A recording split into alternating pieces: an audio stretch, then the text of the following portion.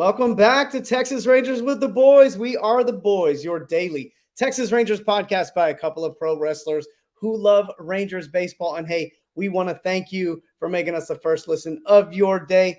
This is your boy Kev, aka YBK, Kevin Frazier. Man, oh man, do we have an exciting show today. Coming off the weekend, there's always a lot to talk about with the Rangers. And man, let me tell you, we got tons of stuff going on with injury news, what moves are going to get made.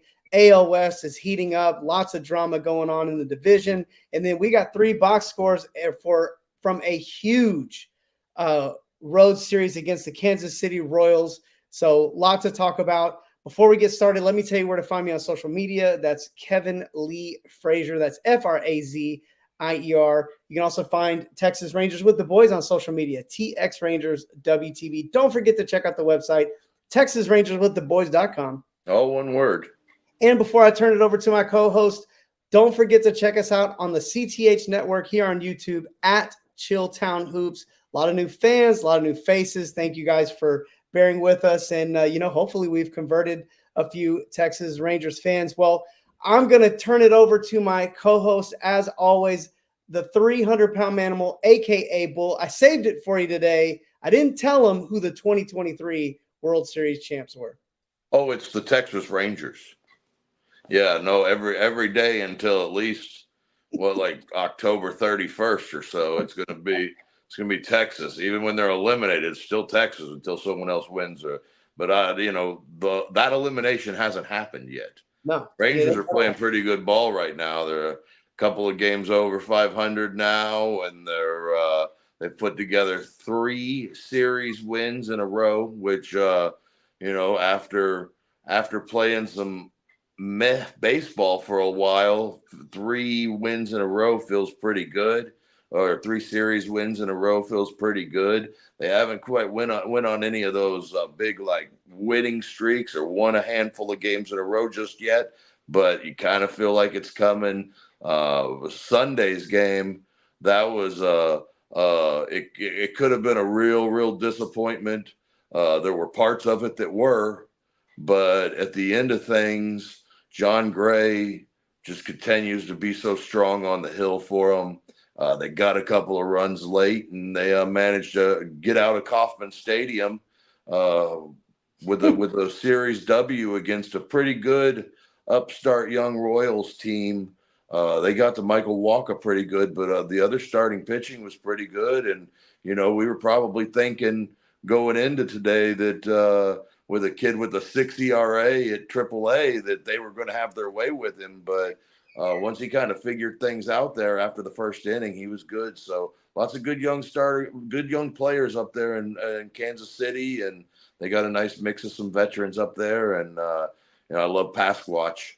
Yeah. Is that not the cool? That's the best bit in baseball, is when he gets a hit and the Sam Squanch comes out there, and Sasquatch comes out. Probably the Pasquatch makes its presence known up there at Kauffman Stadium. So some cool bits there. But before we get into the show, start talking about baseball, I'll tell everybody you can find me on Twitter, Manimal Bull, Instagram, Manimal300, and both Facebook and TikTok at Bull Pro. Whatever your favorite platform of social media is, hit me up on there. We'll talk about some Rangers baseball. I'm trying to talk about other teams.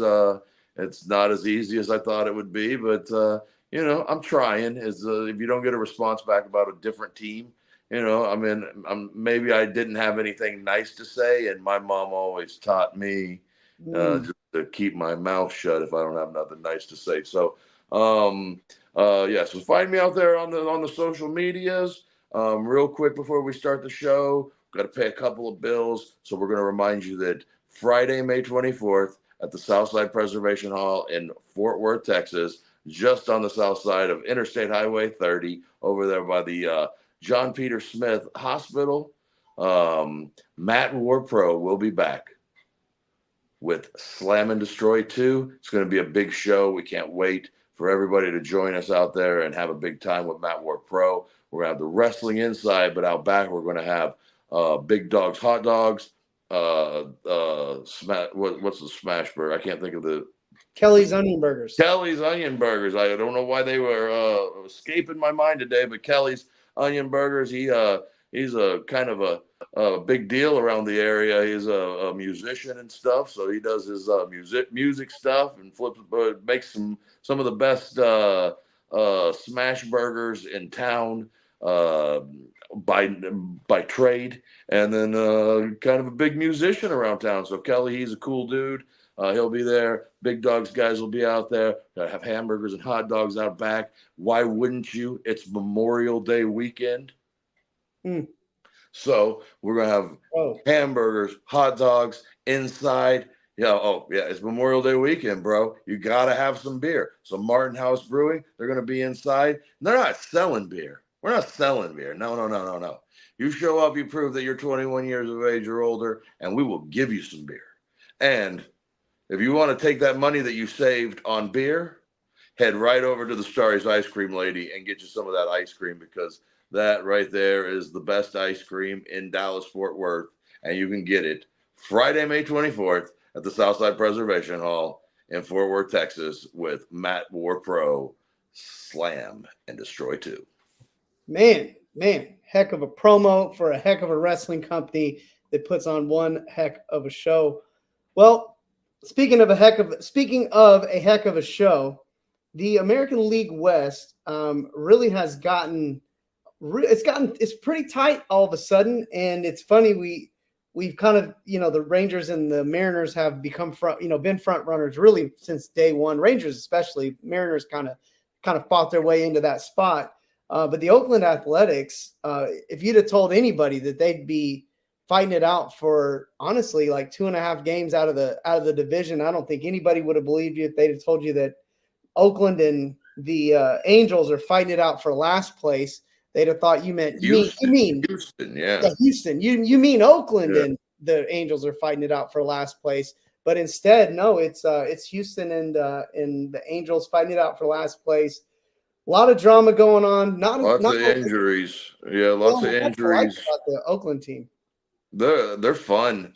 They got some kids in there that ain't afraid to let the hands fly, and they hit a lot of home runs, and they got a really, really solid bullpen. Man, I would rate it probably top 5 in the game right now. They've got, a handful of guys that last year were making starts for them. This year are, in that bullpen, closing things down. Urquhart, Mullen, those dudes, not very good as starters, but they've been really, really good out of that bullpen for Oakland. I really like the Langoliers kid that catches for them, and they've got a good group of young players, and they're on the up path. They're shooting upward, and they're trending upward, and they've got, hey, when you trade away Chapman and Murphy and all of these guys, those other teams, the Braves, they had to give Braves and Blue Jays and the teams that took those guys on, they had to give up really good young players to get them. And now we're finding out how good those young players are. And now that they're kind of finding out what they've got in the pitching staff, and they're starting to become a pretty good little team. I don't know that they're going to hold it for 162, but I could definitely see them being around 500. And I think we talked about that early in the season, that they were going to be much improved. And when we did previews of the AL West, when we did previews of the A's, we talked about they may be in last place, but they may not be this year. They may make some of those improvements, and they may start rising a little bit, and they have so far early in the season. Now, it's a long grind, and it's just May 5th or 6th or something like that, May 6th. So there's a little bit of time left in the season, and a lot can happen between now and then. But, man, they're starting to put it together, and that bullpen is really strong, and there's some good pieces down there, and they've got some good young players that are playing some good baseball right now. And they're not a fun team to have to go play 4 in 3 days because they're young, and playing a doubleheader don't bother them nearly as much as, although the Rangers aren't a very old team either, so I won't make excuses. Maybe that's why they let these guys play a scheduled doubleheader. They just put it on the schedule. But from all I can gauge from everybody that goes to Oakland these days, the less time in Oakland, the better. Well, let me kind of give you a funny thing that's a little misleading about this Oakland team is that it's just a bunch of kind of, ragtag crew of guys that that aren't that talented, just putting some pieces. Now listen, Brent Rooker, first round draft pick, but just didn't make it with that team. Tyler Nevin, first round draft pick, just didn't make it with where he got drafted. JJ Bleday, first round draft pick. Abraham Toro, first round pick, big time prospect, just didn't make it, making it with the A's. So like these are really good players. This is this is Oakland A's 101. Like, take the guys that nobody, that's got talent that maybe have failed a little bit somewhere else. Yep. Give them a chance to play their way into And being the change of scenery. I know you've heard this phrase before. Sometimes guys need a change of scenery. Right. That's just the truth. Some guys need it. Maybe it doesn't mean they're bad players, but it just wasn't happening for them there. So I mean, I feel that for a lot of guys, and to see Oakland kind of rising up out of the ashes just because I mean, look in 2023 or 2022 or whatever, after the strike and all of that stuff, they just gutted that thing. They like went out there like right in the face of what they just tried to do and get people to be more competitive. They went out and gutted the thing, and they moved the team, and everybody, like there's going to be good young players out there, but nobody's going to watch them in Oakland. No one's going to watch them in Oakland. That they're firm on that. And but to get off of Oakland, the rest of the There's AL just West, a lot to like about the team, man. there is. I mean, we're previewing them a little bit later. We'll talk about them a little bit more. They do have some veteran pitchers in that rotation that are, eating innings for them right now and getting them into the bullpen in a good place. The Astros bullpen didn't do the Rangers any favors this weekend when they were playing Seattle. That continues to be a really, really, really sore spot in their lineup. And but they're going to start getting a little healthier. Christian Javier made a rehab start against Frisco on Saturday night. Got outpitched by Emiliano Teota. So now that's Justin Verlander and Christian Vasquez that Emiliano Teota's outpitched in the minor leagues now. So that's a fun little thing for him. But yeah, the Astros, the bullpen's still struggling. They're getting a little more healthy. We'll see what happens. Well, Rangers sitting a half game back to Seattle. Seattle had a pretty decent weekend thanks to Oakland. Thanks to Houston. So Rangers still hanging out, just a half game back in the division.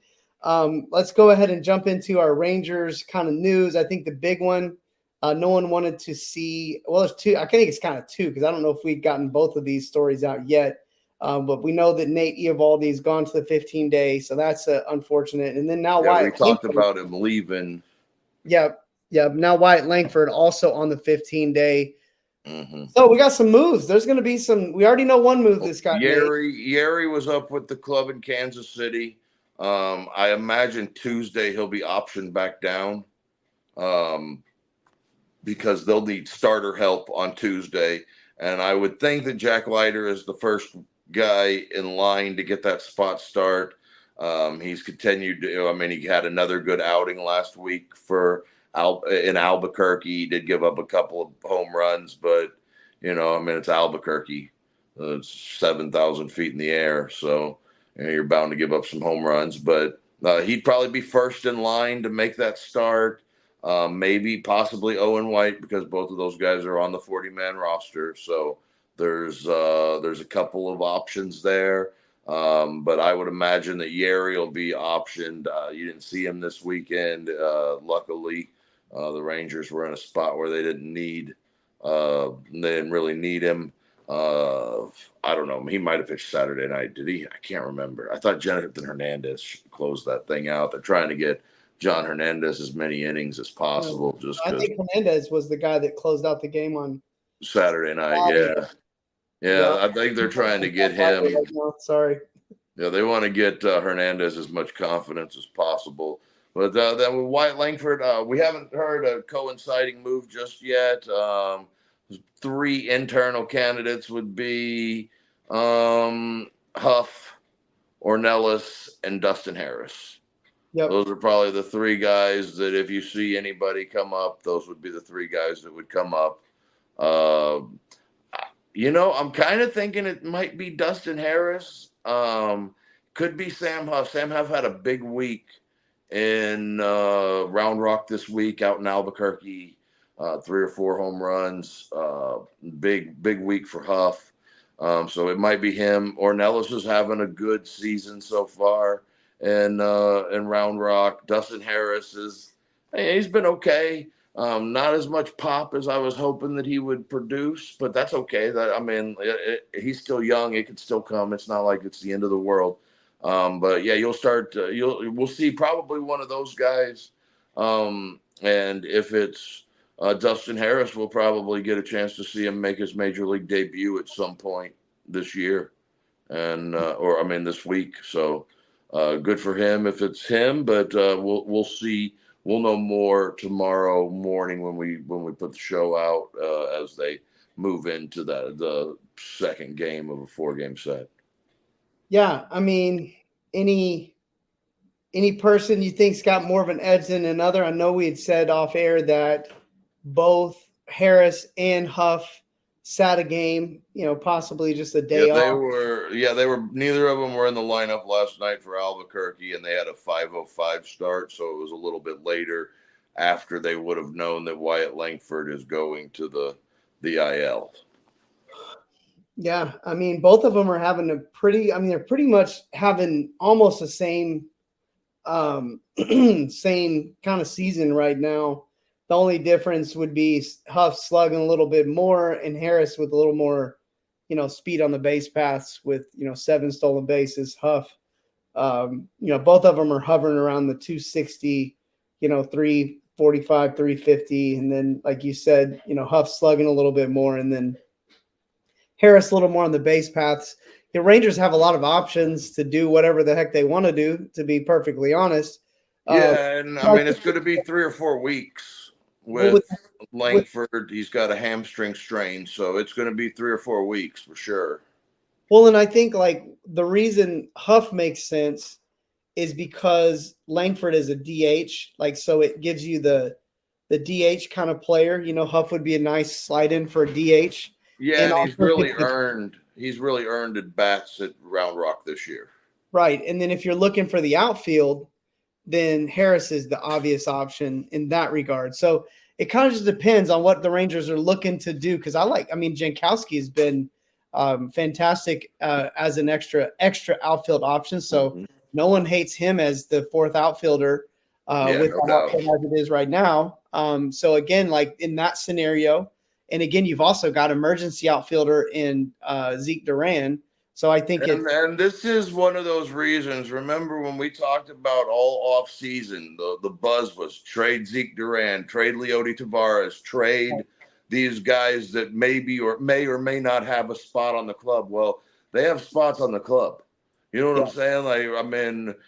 Josh Smith, who was one of those guys that got talked about in the offseason, put him in a deal and send him somewhere. He's your starting third baseman right now. Right. One of the best players in the league. You don't have if you don't have Leody Taveras in center field and you've got Evan Carter and you're playing Wyatt Langford, now you're at Jankowski in left field and you don't have a 4th outfielder that you feel is comfortable with like you do with Jankowski. These are those reasons why when you have established Major League Baseball players on your team, you don't just send them away because there might not be room or there's log jams, because those things always tend to work themselves out.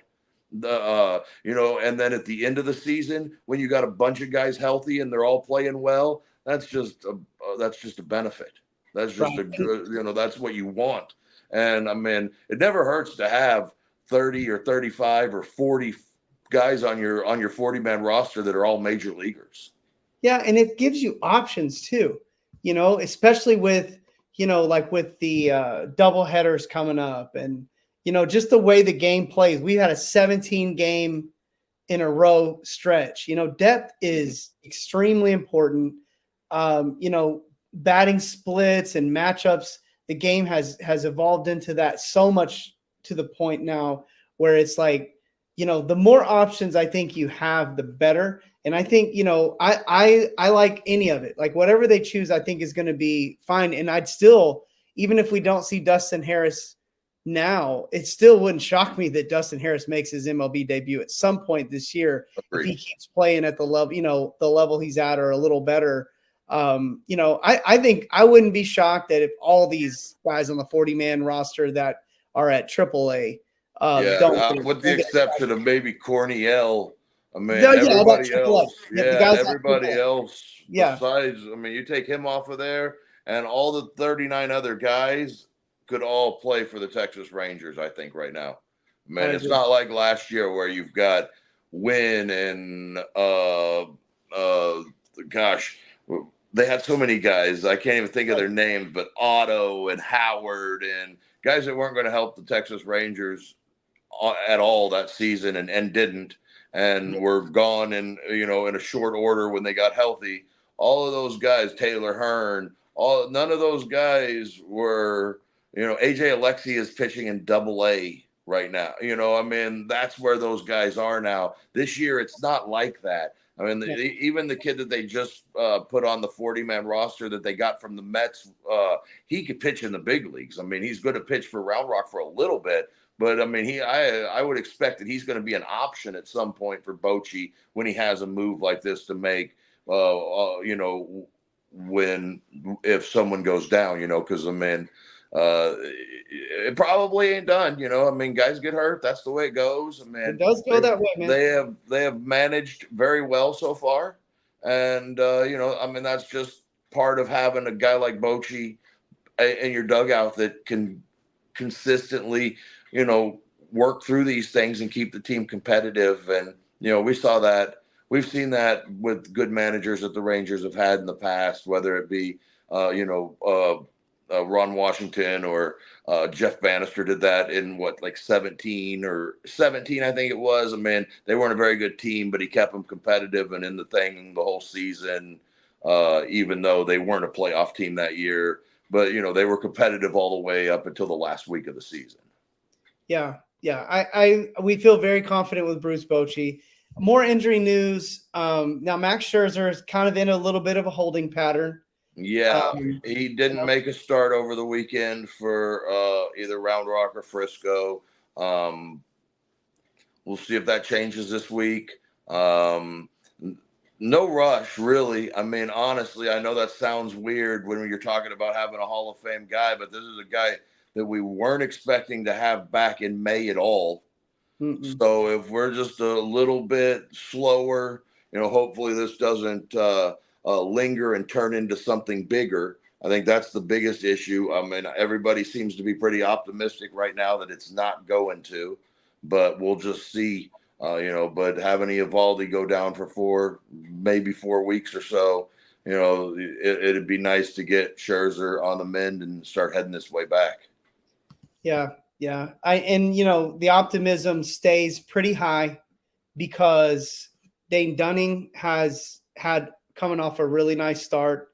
I feel like his ERA is I can't say it's inflated because he's had some rough patches. He's had some balls hit hard that left the ballpark this year. But he's also, I feel like as a pitcher, I feel like he still has advanced year over year because he's striking more guys out. He's really efficient with his pitches, and I feel like his pitches move his stuff moves all over the place. He still has a little bit of that, what I like to call Martin Perez syndrome, where he's very good for 5 innings, and then he has 1 inning that is just pitch inflation and gives up 2 or 3 runs, right. And that's why his ERA stays around 4 instead of starts dipping. Because Saturday night he was really good for 4 1/3 innings, and then he couldn't quite get out of that 5th inning, and they had to go to Spores early. And while that was still a relatively close game, the Rangers had to go to the bullpen way too early in a game where Dane Dunning enters the 5th inning with 55 pitches. Yeah. And I like Lorenzen, Gray, Both. I'm sorry. I didn't mean to cut you off. Hey, I'm so sorry. you just took my whole segment over there. I was just gonna say exactly what you were about to say. Was just the positives in the rotation. Is John Gray's having his best, maybe one of his best runs as a starter. Lorenzen seems to really be about to pick up his stride.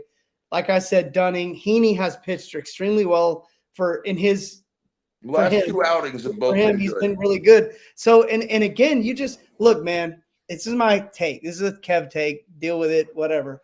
But I believe at least one of these like young pitchers, they better pop off this year, man. Like one of them has to like turn some kind of freaking corner because man, it's kind of time for that, you know. Like Yeah. I fully expect Owen White to come out if he gets a spot start and come out and like take a step. Like I fully expect Jack Leiter to come back out and be better because it's not because I'm being hard on him, but it's like time for that stuff to happen right now. Yep. Like it's time. I It's getting expect there.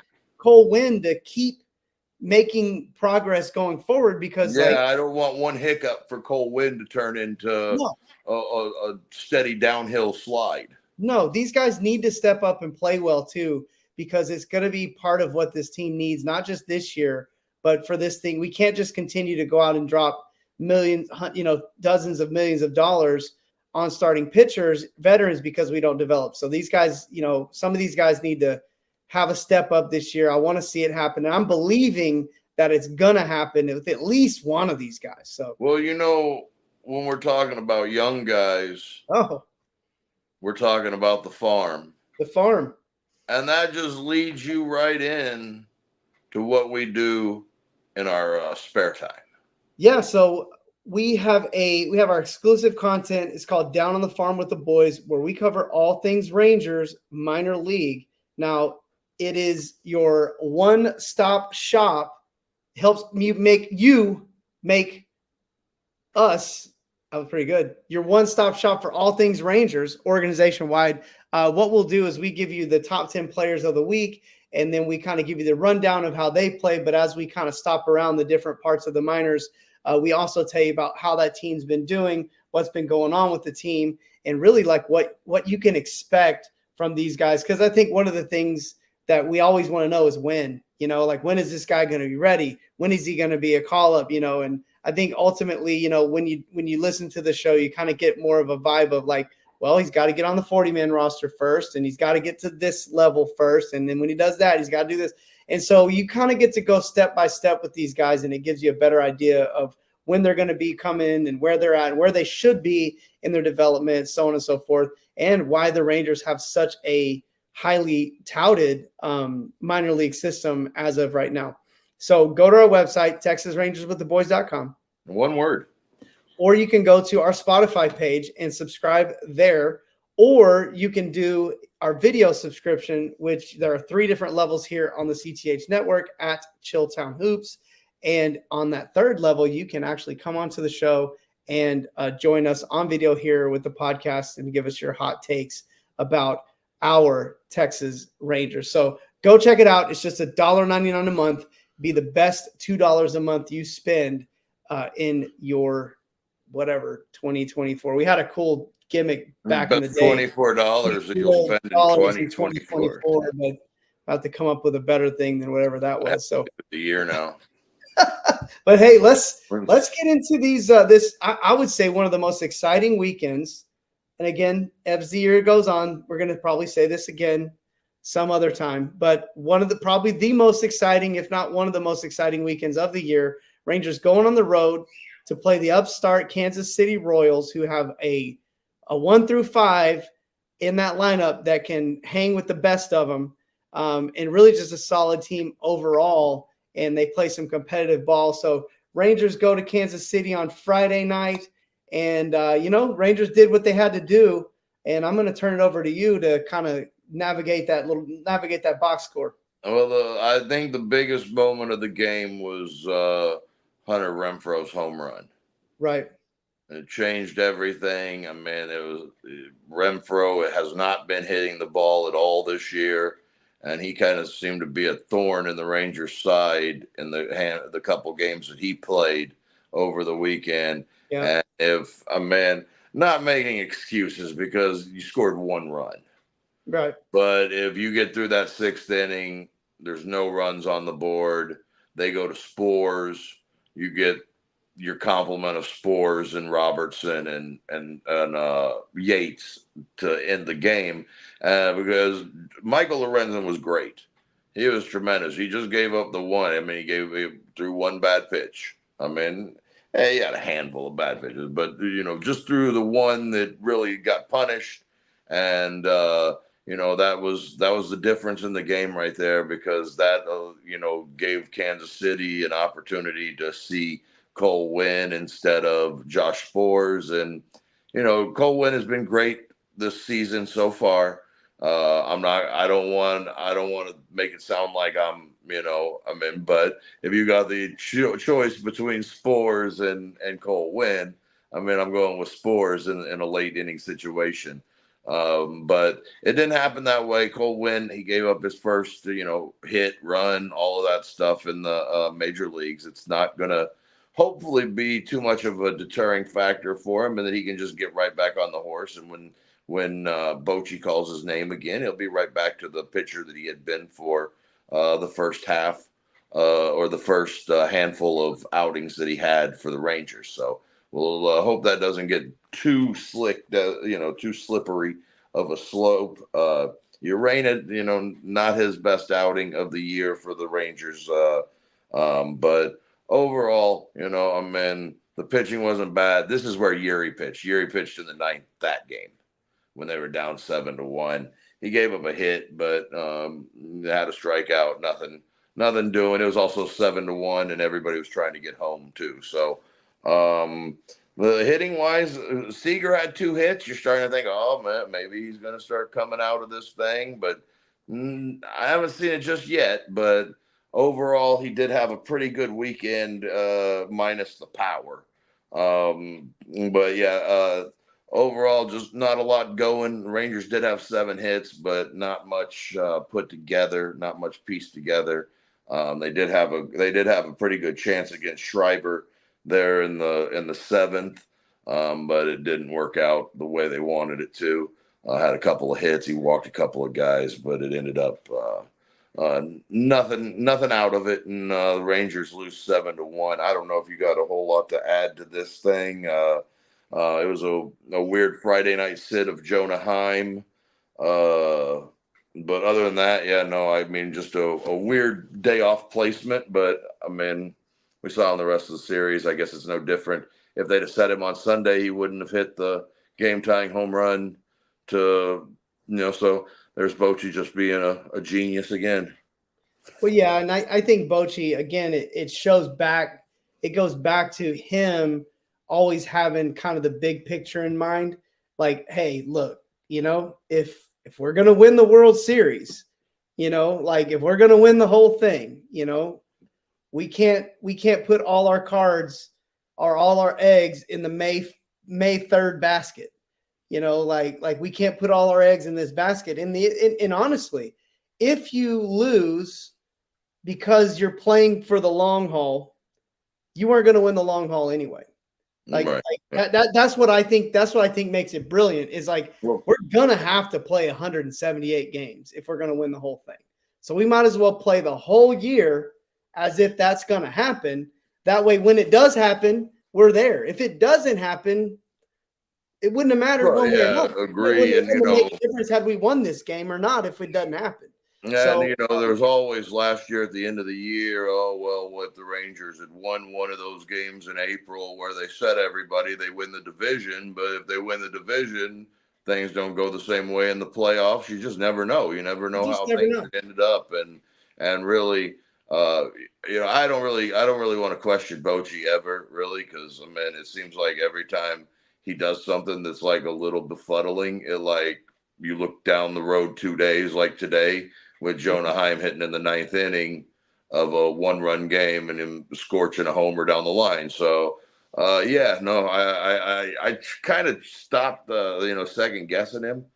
I just thought it was a weird Friday night day off for Jonah Heim, but you had 2 night games back to back, and then the day, maybe give him the give him the day off on Friday so he can catch both the games of the weekend. Yeah, and I think with Cole Winn, like I just think this is actually the moment I've been waiting for. Is like, how does he respond to this? Because we've never really seen this Cole Winn. I haven't. The Cole Winn I've always seen has been the wild pitches and the everything's going good, and then he has himself in the foot. Right, just whatever. So, I'm very interested to see how he responds over the next really few outings. And he's going to get some more. Urena, to me, this is Urena. Like, this is who he is. If he was a number one starter or a lights out reliever, he wouldn't have been a non-roster invite pickup. He's a guy that high ceiling, and we're hoping that he can be a little more consistent. So when he has outings like this, I don't like, oh man, what's wrong with Urena? It's like that in a way. That is kind of Urena, like he is a fairly inconsistent guy. You get what you can, right? You get what you can out of him right now. You want to catch him on a hot streak where like maybe they turn a corner or they hit a part in their career where they've maybe figured a few things out. That's what you're hoping. But ultimately, this game was a 1-1 game up until the 7th inning. And what it boils down to is the Rangers lose that game in 1 inning pretty much by getting out hit, getting out pitched and really out hit in many ways, because Schreiber gave the Rangers every chance they could have to start their own little rally in the same inning. Rangers just couldn't capitalize, but the Rangers kicked themselves in the foot a little bit and said, well, what better way to make up for it than coming back out 15? Yeah, coming back out on a Saturday night and giving the Texas Ranger loyal fans a nice little shot in the arm with pretty much everybody besides Langford, who probably was going to get a hit on that hammy there. Everybody else, man, like every starter in the lineup that day on Saturday pretty much got in on the act, and a few guys off the bench. So that was kind of a fun thing, and I think it was the second most runs the Rangers have ever scored without hitting a home run. I was just going to say that they did all that without any home runs. That the only home run of the weekend was the Jonah Heim ball in the 9th inning.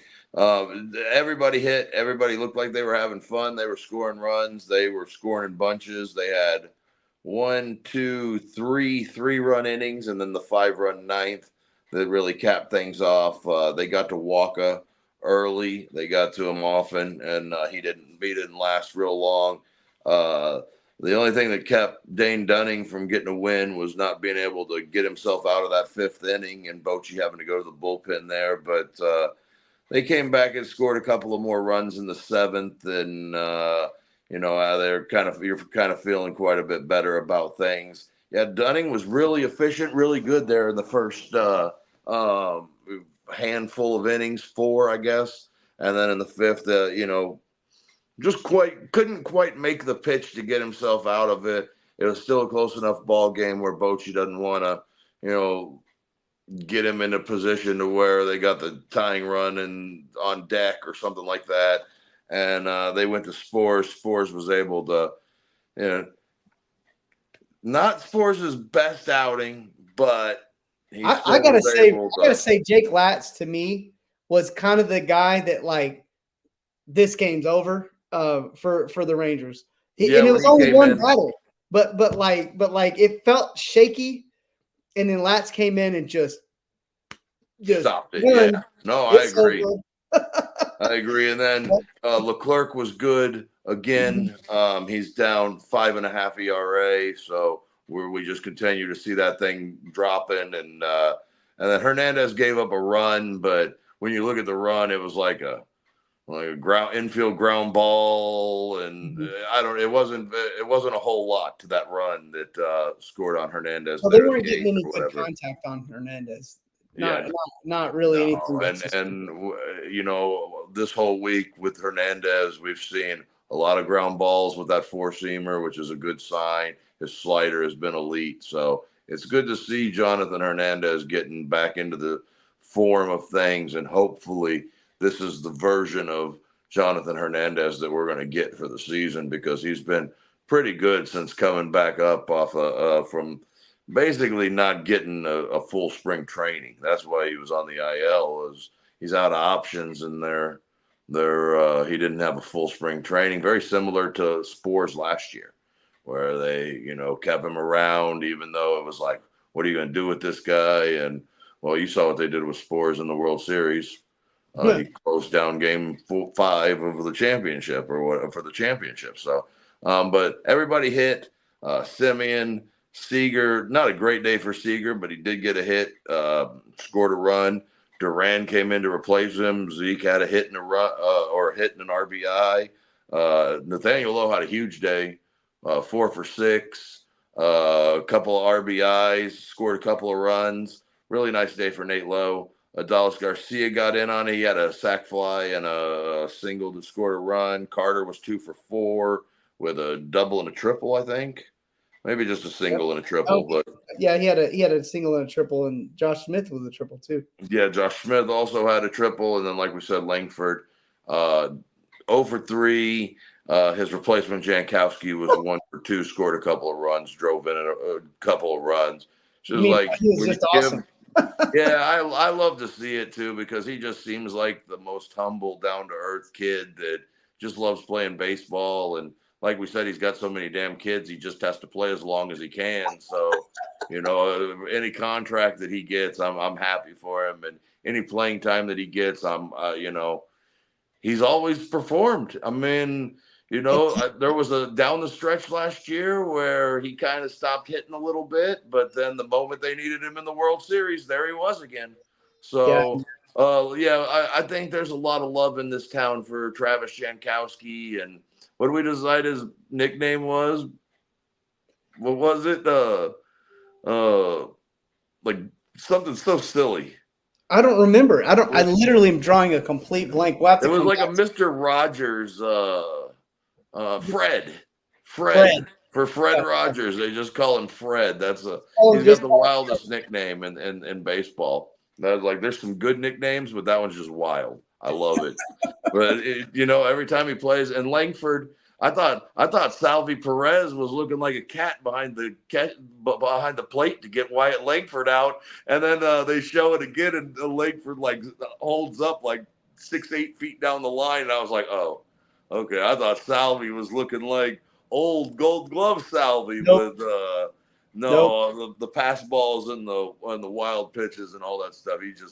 He's not quite the catcher he was about 10 years ago or 5 years ago. No, he might need to stick with still a very potent part of that Royals lineup. So they need the bat. Can't play first base because they got the Pasquatch there. So, it seems like his choice is probably DH, but, maybe play first base against tough righties or tough lefties or something like that. But behind the plate, he still calls a pretty good game. So it's not all bad. It's hard watching guys get old, 32 for a big dude to catch like Salvi. He's a big dude. So, I thought he was like pouncing on things like the old days, but really it was just an injury. And then Heim had another nice day, 2 for 3. He had a couple of walks too so he had a big day. Tavares was 2 for 5. Tavares is in a nice little groove at the plate. He's in the midst of a 6-game hitting streak where he's hitting 330 plus over that stretch of time. And, when we talk about Sunday's game, we'll talk about him being the catalyst for the whole thing. But overall, man, this was one of those games. The Rangers hit 500 with runners in scoring position. Jankowski stole a base. They rolled a double play when they needed one.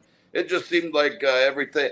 It felt very last year playing the Royals early in the season. But these are not the same two teams that played last year early in the season. And I'll throw it over to you. You recap what you want on Saturday, or you can move us right along to the main event on Sunday. Yeah, I would say one of the most promising elements of the early part of this season for me has really been because Jonah Heim, last year could have been like one of those kind of like year 1 in a million years where, he slips back into, the Normality. 220, yeah, 220, 230, 15 homer guy, maybe 60 runs batted in. And we've got a really good catcher, like no one would be mad about that. But it seems like this year he's out to prove that the guy he was last year is the guy he is. That's who he is. And you can kind of see it. He's got a swagger about him now for sure, where he just seems to exude some confidence, and he's just kind of, he just seems to have a lot more leadership kind of qualities to him. And I just think, man, he has been kind of the unsung hero of this team up to this point because of all of this stuff. Obviously, Adolis Garcia, when I say unsung, Adolis Garcia has been the best player on the offensive side, period. Like the numbers say that. But Jonah Heim is kind of the unsung hero because day in, day out, consistency, leadership, and his numbers this year. I mean, last year he was 258, 317, 438. This year, 276, 321, 419. So the slug is a tad bit down, but not crazy. But 20 runs batted in, 4 homers, 3 doubles. I just, man, he again, we're going to talk about him hitting this clutch home run on the game yesterday. But overall, he's just kind of been a guy that I'm like, man, I'm glad Jonah Heim's up the bat right now. Like that moment has happened a lot this year. So that's kind of my only big takeaway. The other big takeaway, I'm starting to believe I'm starting to believe Josh Smith. I mean, I'm starting to believe it now. And in the field too, I mean, he's kind of under average as far as the arm at third base. Like you can kind of tell, especially when he gets out into no man's land, where some of those third basemen with the big guns, they just turn around and just throw a rifle.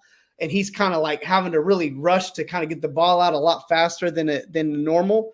But he isn't a third baseman. So the fact that he's been pretty much solid over there with the glove, which is all you can really ask of him because he's not really a third base arm guy.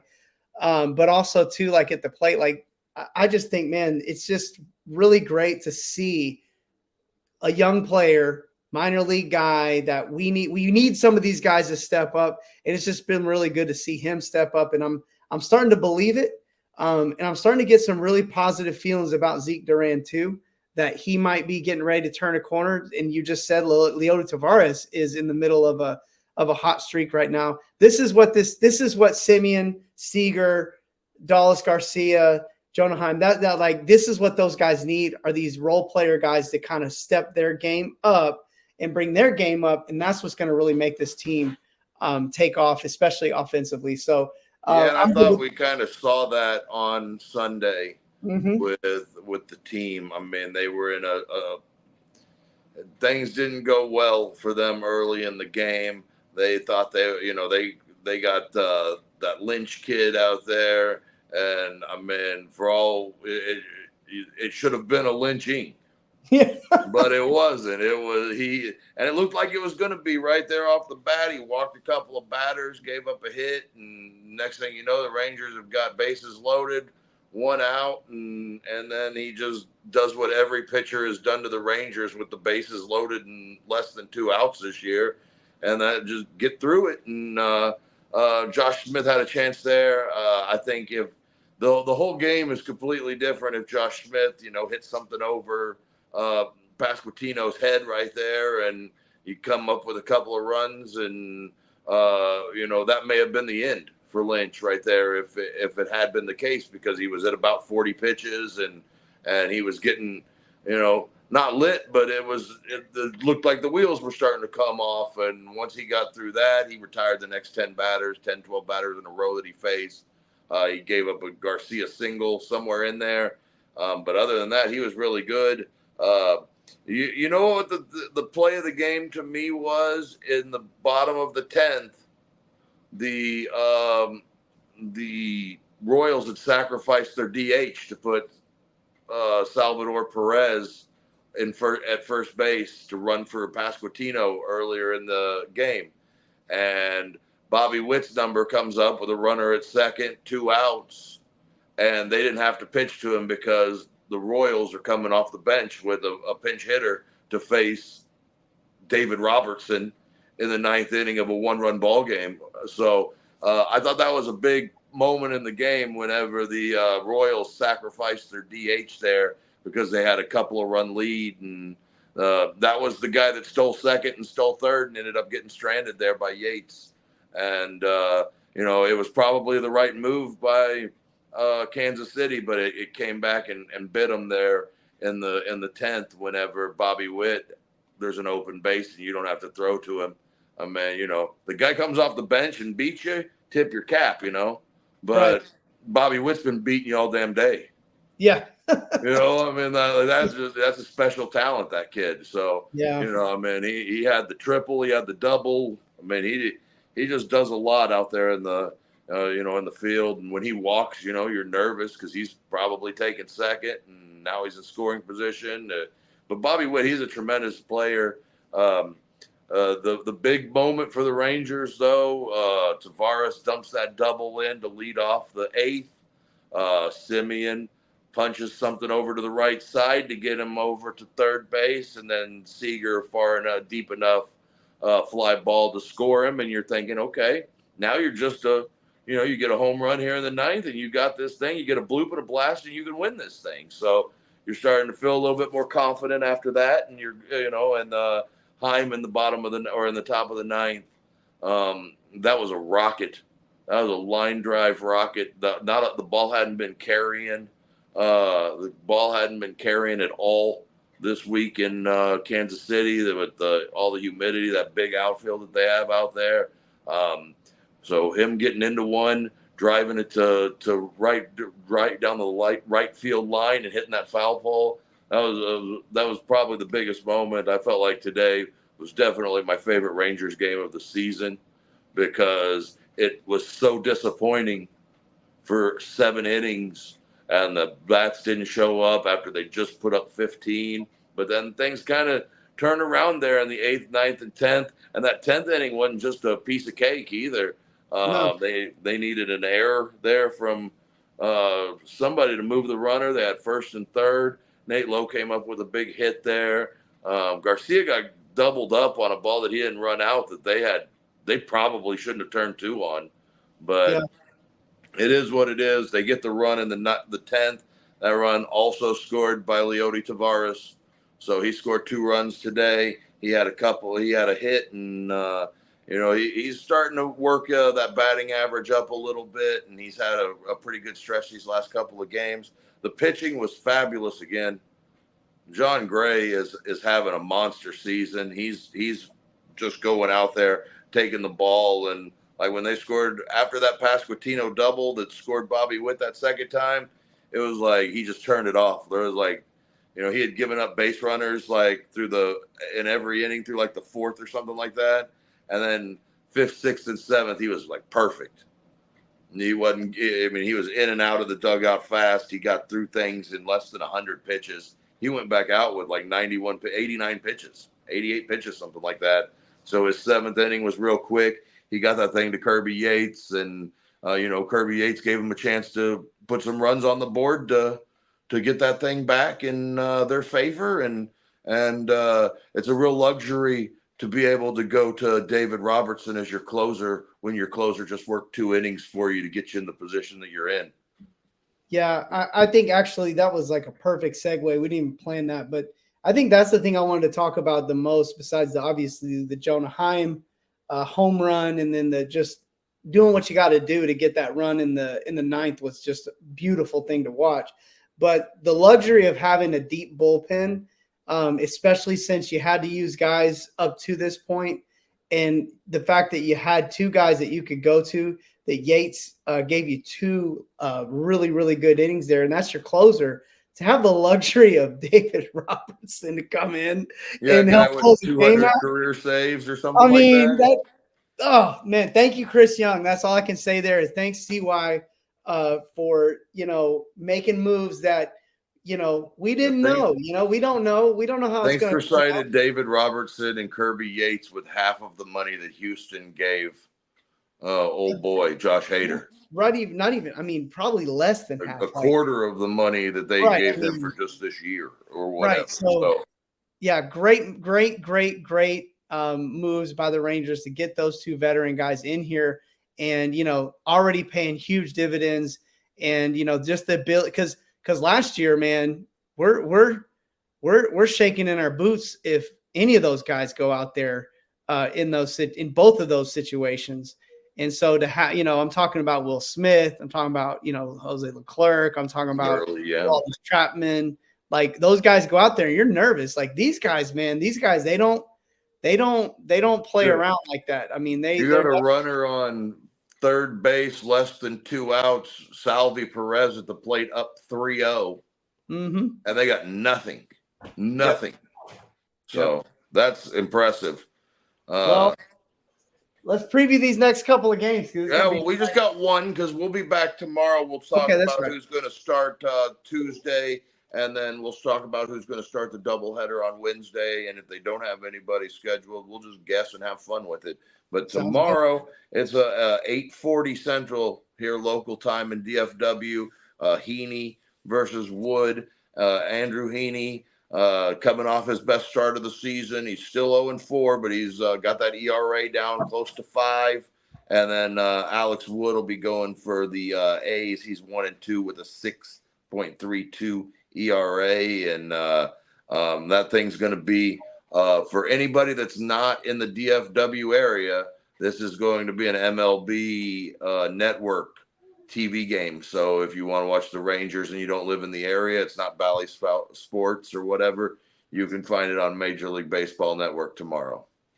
Love it. Well, hey, thanks everybody for tuning in. What a great weekend for the Texas Rangers. What a great weekend to be a Rangers fan.